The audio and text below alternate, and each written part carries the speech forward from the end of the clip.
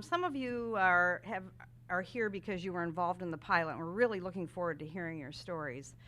This is a summation of the folks that participated, and you can see that we really ended up with an array of different types of organizations, whether they were wholly owned by a hospital system or they were independent. And amazingly enough, some of the issues were exactly the same.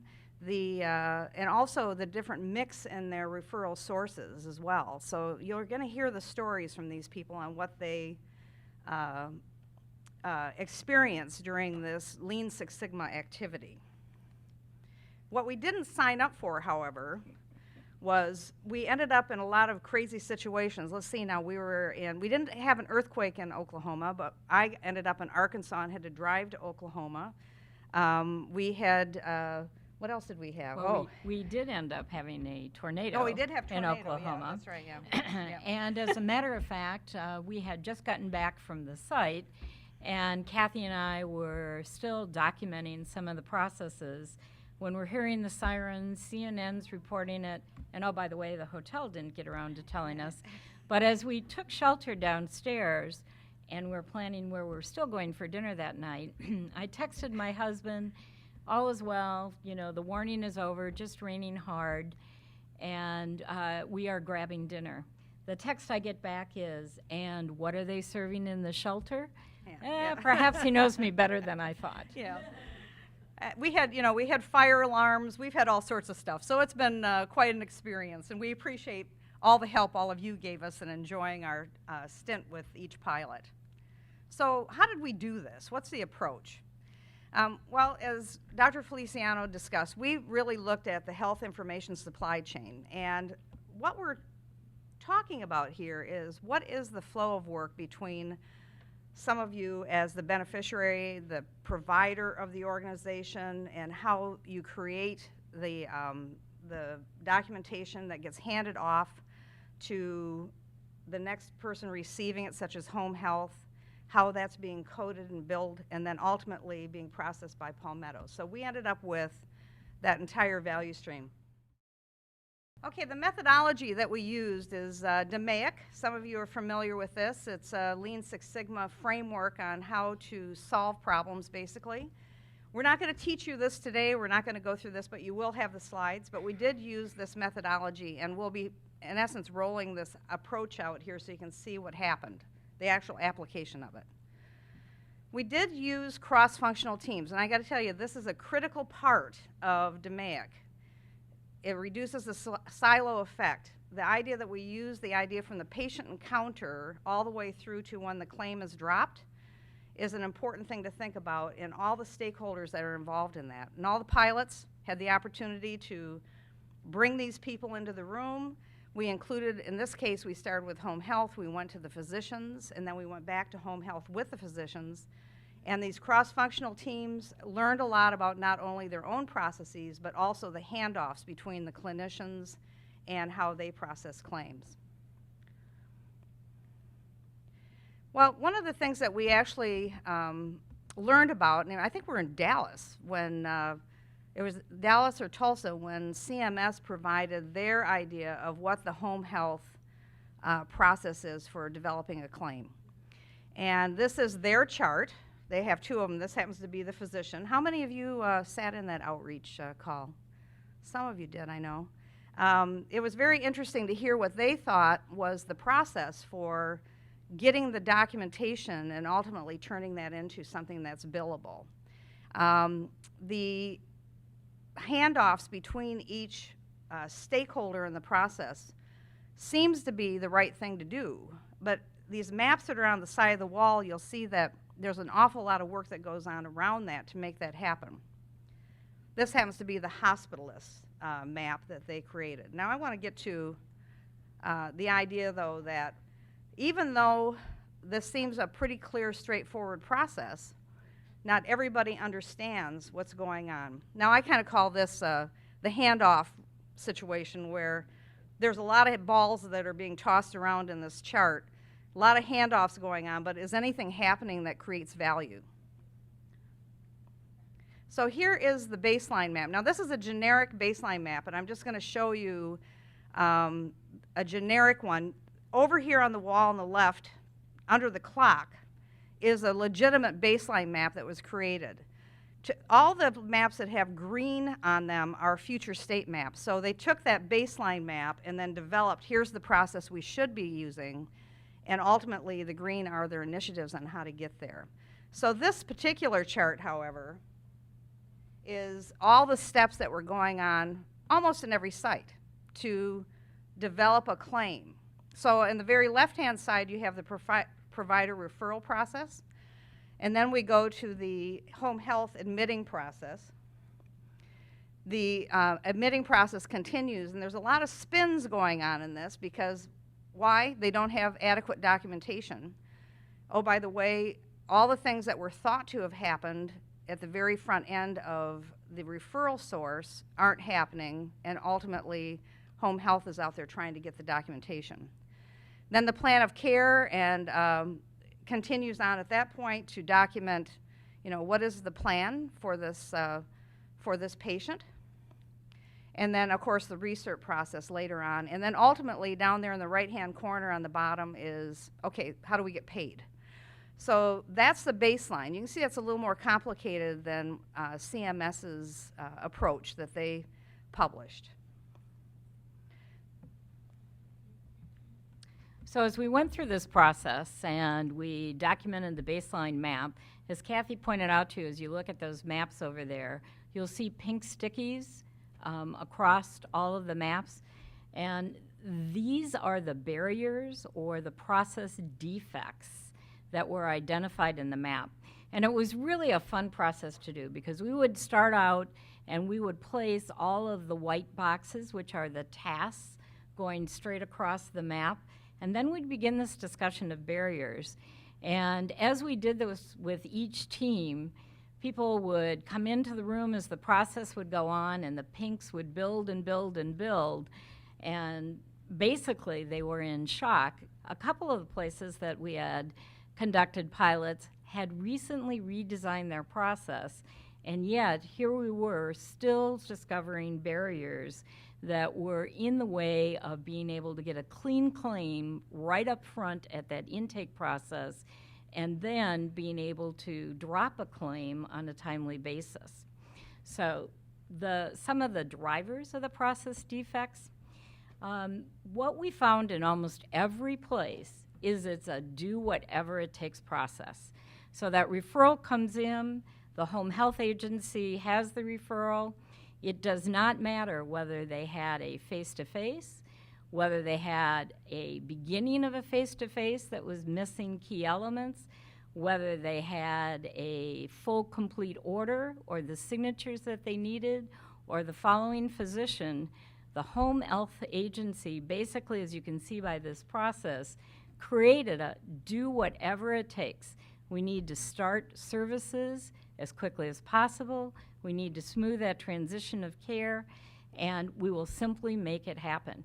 So we found that everywhere, that we had a do whatever it takes process. We also found, as you watch those pink stickies go through, that they chase the face-to-face documentation from the very beginning all the way down to when the claims are dropped. The claim ready to bill process had an exceptionally low first pass yield. What do we mean by first pass yield? That's the first time something can go through the process right. So in some cases, we would start off with the main core team, and they'd estimate, by the time we get down there, we think we initially on that first intake, we might be at a 60, 70%, and by the time we're ready to drop the claim, it gets to the billing department, we think we might be, again, maybe at a 60%. We found out we were lucky to have a 2 to 3% first pass yield in those processes. We were always chasing something. The other difficulty is referrals are unique to each entity. So envision not only your home health agency, but all of your physician offices. Everybody has created their own unique form. The home health agency also has the burden of really bridging that gap if the patient is coming out of the hospital acute setting. They may be coming out of that setting, perhaps a face-to-face encounter occurred there, but we do not have the following physician. So between that time of discharge, and often it's quite lengthy before they even see the discharge summary or the note, the home health agency again is trying to fill that gap to make sure that we can immediately start that transition of care. Here was another interesting one, and something that I think surprised everybody. Internal home health agencies have as many difficulties as external home health agencies. So just because you're a home health agency that may be affiliated with an entire hospital system, in some cases we found the agency would say to us, but we're not allowed to even look at the record on the other side of the house. Or they had not really met the hospitalists or the case managers. So they had as many difficulties as the outside agencies. You also have limited access and timely access to patient medical records. And probably the biggest barrier that we have is often the home health agency has the burden of following. Who is that following physician? Physician findings, belief that the face-to-face requirement has been eliminated. So when that January 1 rule came into effect, spread like wildfire everywhere. And now everybody had to overcome, no, that's not what the rule was about, and explain that whole process. Overall, we found that the physicians had a lack of understanding of the drivers of eligibility for home health. And these are direct quotes that we heard from specifically one physician, but in different formats from all. I was not trained to do that in medical school. I don't speak that language. I don't even understand the requirements that you're asking me to document. The other exciting thing, which we'll hear about, we don't want to take the thunder from some of our presenters, is the physicians in general do not retain the documentation. The shredder is their best friend. So if you need to come back and find the documents, they're often not there.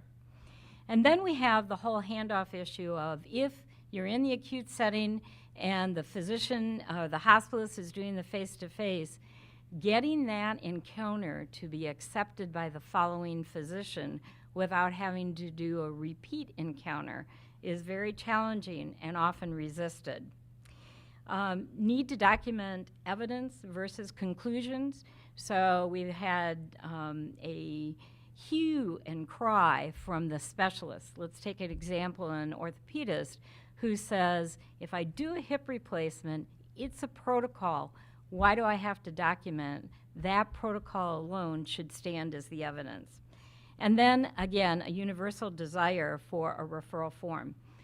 Overall universal findings, lack of understanding of the 3 simple steps, that face-to-face, the start of care, and the certification requirements, a lack of leading process metrics. What are your drivers? So people knew their result metrics, but they didn't know what are the measures you can drop into the process to understand how the process is performing and predict a change in that end result message.